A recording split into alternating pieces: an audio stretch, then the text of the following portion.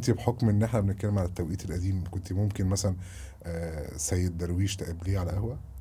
ممكن، بس مش عارفه، هو انا كنت ممكن اقعد على القهاوي يعني؟ آه. مش عارفه. مش عارفه يعني المطربين زمان الستات كانوا بيتقابلوا كده، ولا ايه الاماكن المقابلات كان بتاعتهم؟ كان ممكن، اصل شارع الفن هو في شارع عماد الدين وشارع محمد علي، كان كل المبدعين حتى الكتاب ايوه بالمناسبة كانوا بيتقابلوا. وارد. كان ممكن يحصل، اصل ده التواصل الاجتماعي بتاعهم.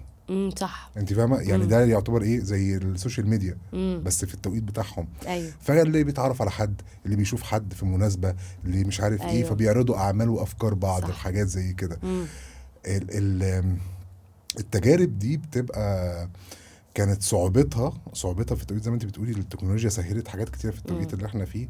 صعوبتها طلعت تاريخ فن كبير قوي. وابداع كبير قوي. يعني وبالرغم بقى النقيض اللي انت بتقوليه، اه اللي ما كانش فيه التكنولوجيا اللي تساعد العملية الإنتاجية، صح. ان هم يطلعوا مزيكا مختلفة، ادوات مختلفة، امم لا صوت ولا، اللي هي المزيكا كادوات امم الات يعني، امم ما كانتش زي دلوقتي طبعا. عندي وجهة نظر في الموضوع اه. ده، انه على قد ما التكنولوجيا دلوقتي ساعدت المبدعين ان هم يصوروا وينزلوا زي ما انا قلت، امم. كمان دلوقتي فيها يعني مشكلة، ان امم. بتاكل الوقت. امم. انت ممكن انت تبقى عايز تبدع في شيء، تمام، وتصور حاجة معينة وتتلهي، امم. تعمل اي حاجة تنسى.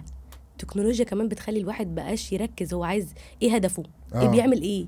سكرول لانه وخلاص. سكرول وخلاص، ان هو مثلا عايز يعمل حاجة معينة، اول ما يفتح الفيسبوك ويقعد يسكرول كده، ينسى هو انا كنت فاتح اصلا عايز اعمل ايه. امم.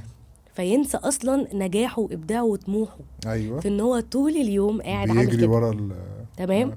لكن حاسه انه، ودي حاجه انا ساعات بفكر بقى فيها من ضمن اه. التخيلات، لما الموبايل بتاعك بيفصل، تمام، وما تبقاش انت حاطته في الشحن، بتبتدي تفكر الوقت ده على فكره هو اكتر وقت الانسان بيفكر فيه، صح. ويبتدي يقول ايه، ده انا المفروض كان اعمل كذا النهارده، ده انا اه. عليا كذا، ده انا المفروض اصور الحاجه الفلانيه، ده انا امم. المفروض اكلم الشخص الفلاني، ده امم. انا المفروض اعمل كذا. ما بيعملوش. امم.